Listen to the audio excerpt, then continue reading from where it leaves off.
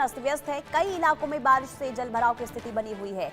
जल भराव के चलते यातायात भी प्रभावित हुई है। महाराष्ट्र के कई जिलों में 72 घंटों तक बारिश का अलर्ट अभी भी जारी है। कई जिलों में येलो तो कई जिलों में ऑरेंज अलर्ट जारी किया गया है मौसम विभाग वैज्ञानिकों की तरफ से, और ये बताया गया है कि अभी बारिश से महाराष्ट्र के लोगों को राहत नहीं मिलने वाली है। कुल मिलाकर देखें, सितंबर का महीना और सितंबर के महीने में मानसून देखिए रिटर्न हो जाता है, लेकिन इस बार मौसम की ऐसे मार पड़ी है कि अलग अलग राज्यों में कुदरत का कहर इस कदर कि लोगों का जनजीवन अस्त व्यस्त हो गया है। और महाराष्ट्र की बात करें तो लगातार देखिए यहाँ पर बारिश हो रही है और बारिश के बाद गाड़ियों की लंबी लंबी कतारें कई जगह सड़कों पर देखने को मिल रही है और लोगों को आने जाने में भारी परेशानी हो रही है, क्योंकि सड़कों पर पानी का जो जल भराव है वो उसकी स्थिति देखने को मिल रही है। साहिल हमारे संवाददाता तमाम जानकारी के साथ जुड़ चुके हैं। साहिल, आज क्या अपडेट है? जी देखिए, जिस तरह से मौसम विभाग ने जो है 3 दिनों के लिए अलर्ट जारी किया था, जिसमें से मध्य महाराष्ट्र और जो मराठवाड़े के वो इलाके जहां पे पहले से ही जो है बाढ़ की स्थिति रही है, तो इन इलाकों को लेकर जो है मौसम विभाग ने अलर्ट जारी किया है। अब आज की अगर हम बात करें तो आज रात से लेकर तकरीबन आधे घंटे पहले तक जो है तेज बारिश रही है, कुछ देर के लिए अभी रुकी हुई है, लेकिन ये अलर्ट के हिसाब से लोगों ने उसी हिसाब से अपनी तैयारी करके रखी थी। मौसम विभाग के मुताबिक मुंबई, रायगढ़, पालघर, थाने, इन सारे इलाकों में रेड अलर्ट जारी किया गया है, जबकि महाराष्ट्र के कई हिस्सों में येलो अलर्ट जारी किया गया है। मौसम विभाग ने यह भी कहा है कि अगर ऐसे समय में तेज बारिश हो रही है तो बचाव के लिए या बिजली तेज बारिश होगी, और इसके साथ साथ हो भी रही है बिजली कड़कने, और इसके अलावा जो है बहुत तेज आवाज के साथ और तो 40 से 50 किलोमीटर प्रति घंटे के हिसाब से जो है तेज हवाओं के साथ बारिश हो रही है।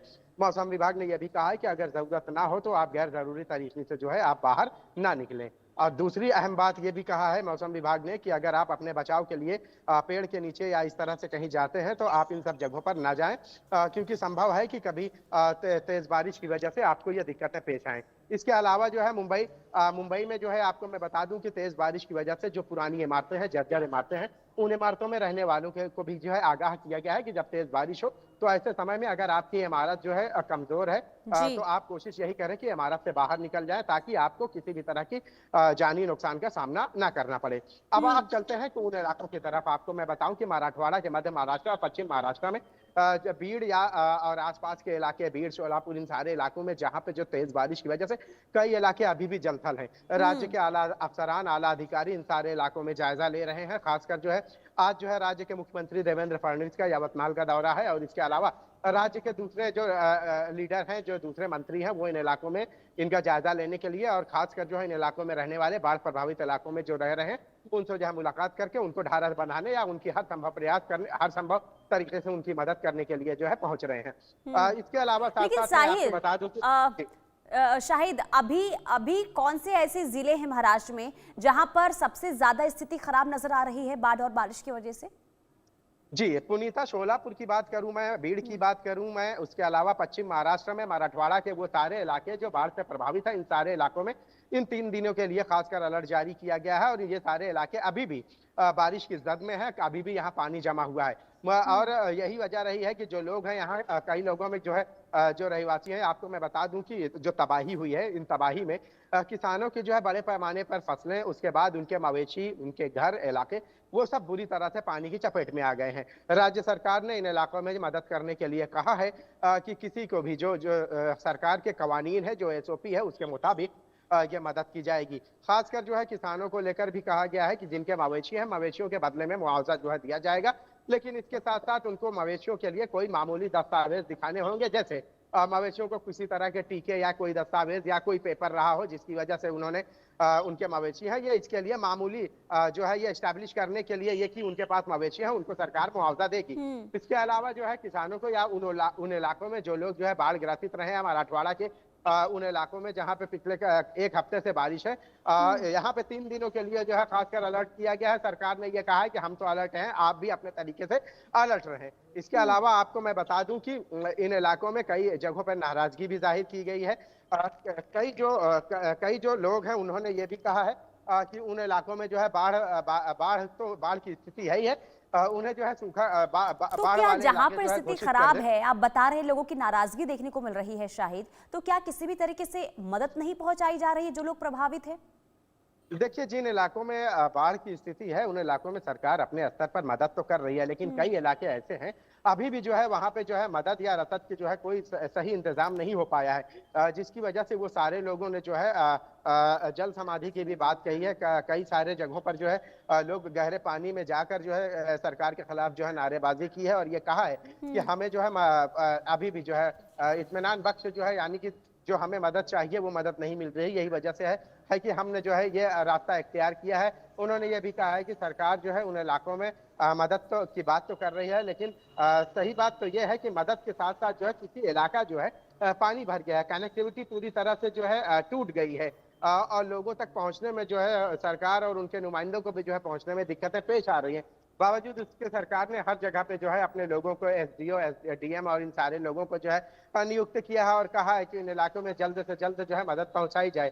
संभव है कि कई इलाकों में जो मराठवाड़ा या जिन इलाकों की मैंने नहीं, बात लेकिन की है, यहाँ शाहिद पे जिन लोगों लोगों जिनके बारे में आप बता रहे थे कि लोगों में नाराजगी देखने को मिल रही है, जल समाधि की बात तक उन्होंने कह दी है, क्या उन लोगों तक अब तक प्रशासन की ओर से कोई मदद पहुंचाई गई है या फिर कोई आश्वासन दिया गया है कि नुकसान हुआ तो हम आपकी मदद करेंगे? किसी तरीके से कोई आश्वासन अब तक? पुनीता, देखिए, जैसे ही उनकी ये वीडियो सामने आई है कि वो लोग गहरे पानी में जाकर जो है जल समाधि लेंगे, ये कहकर, और नाराजगी उन्होंने जताई है कल से लेकर आज तक की इस तरह की जानकारी आई है हमारे सामने। तो उस दौरान जो है जब ये बातें सामने आई है तो सरकार ने उन्हें आश्वासन भी दिया और कहा भी है कि जल्द ही उन तक जो है वो जो भी मदद है वो सब पहुंचेगी, क्योंकि होता ये है कि जिन इलाकों में बाढ़ आई है, मराठवाड़ा के इन इलाकों में पुनीता, ये सारे इलाके पूरी तरह से जो है कनेक्टिविटी, सड़कें, ट्रेन, या ये सारे चीजें जो है पूरी तरह से प्रभावित हुई हैं। अब देखिए, यहाँ तक पहुंचने के लिए एक ही रास्ता है कि पानी के जरिए जो है उन तक पहुंचा जाए। अब हुआ यह है कि पानी में भी जो है हर जगह बोट के जरिए नहीं पहुंचा जा सकता, ऐसी स्थिति भी नहीं है। ये कहा है सरकार ने कि उनको जल्द से जल्द मदद मिल जाएगी और उनकी नाराजगी भी दूर हो जाएगी। और इसके साथ साथ सरकार ने यह भी कहा है कि जो नियम और कानून के मुताबिक जो है वो भी किया जाएगा। इसके अलावा जो है एनजीओ और दूसरे जो है स्थानीय जो लोग हैं उनके जरिए जो है जो शेल्टर बनाए गए हैं उनकी तरीके से भी जो है मदद की जा रही है। अब अगर हम बात करें मौसम विभाग की, तो कल तक का जो है ये खतरनाक अलर्ट जारी किया गया है। तो कल तक जो है बिल्कुल, किसी भी देखिए तरह स्थिति से लोगों पहले को, से आवाम खराब को, है जनता शाहिद, को, और फिर अलर्ट जारी किया गया है, यानी कि आने वाले दिनों में हो सकता है कि जो अभी स्थिति खराब है वो और भी ज्यादा भयावह हो जाए। ठीक है, आप बने रहिए, आगे भी आपके पास वापस लौटूंगी। बड़ी खबर सामने आ रही है मुंबई से। देखिए, मुंबई से सटे वसई विरार में भारी बारिश से जनजीवन प्रभावित है। निचले इलाकों में जलभराव और लोगों की बढ़ी परेशानी। पिछले 24 घंटे से लगातार वहां पर बारिश हो रही है। वसई विरार में कई जगहों पर सड़कों पर पानी भरा हुआ है। आवाजाही में भारी दिक्कतों का सामना लोगों को करना पड़ रहा है। यानी कि स्थिति देखिए कई जगहों पर इस वक्त काफी भयावह नजर आ रही है। और शाहिद, देखिए वसई और इसके अलावा विरार की हम जानकारी दर्शकों को पहुंचा रहे थे, वहां पर अभी भी बताया जा रहा है कि स्थिति बहुत ज्यादा खराब है। तो वहां पर किस तरीके से मदद पहुंचाई जा रही लोगों तक, और अब तक वहां पर क्या तस्वीरें देख पा रहे हैं आप? क्या राहत मिलने की उम्मीद?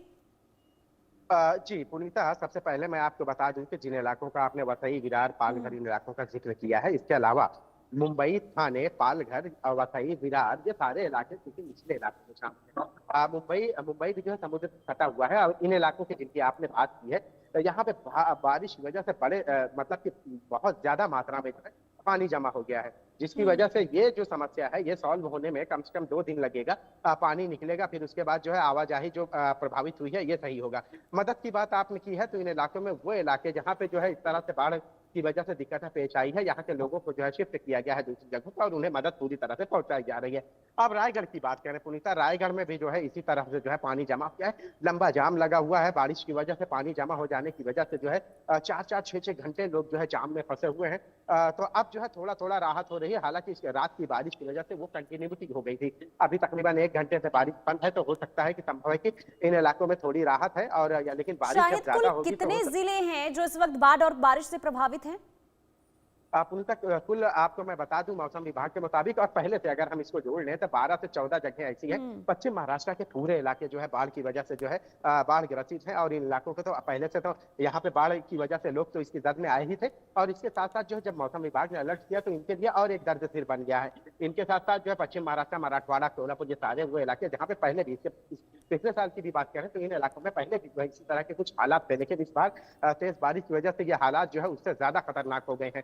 रायगढ़ की बात करें तो रायगढ़ के निचले इलाके जो है इसी हालात से दो चार हो रहे हैं। मुंबई से सटे वो इलाके यानी पालघर, वसई, विरार, इन इलाकों की बात करें तो यहाँ पे भी जो है निचले इलाके बाढ़ की वजह से जो है, लेकिन यहाँ ये है कि जब बारिश बंद हो जाती है तो 3 से 4 घंटों में यहाँ पानी निकल जाता है। लेकिन जाहिर सी बात है, देखिए पुनीता, जब बारिश होती है तो पानी के लिए जो है रास्ता के लिए कोई उसके भेदभाव नहीं होता। वो तो हर जगह जहाँ पानी जमा हुआ, रास्ता नहीं मिला तो पानी जमा हो जाता है और नुकसान तो जो है उसकी जद में तो है, सभी लोग आ जाते हैं। तो यही हाल जो है इन इलाकों का है, पश्चिम महाराष्ट्र का, मध्य महाराष्ट्र का, मराठवाड़ा का।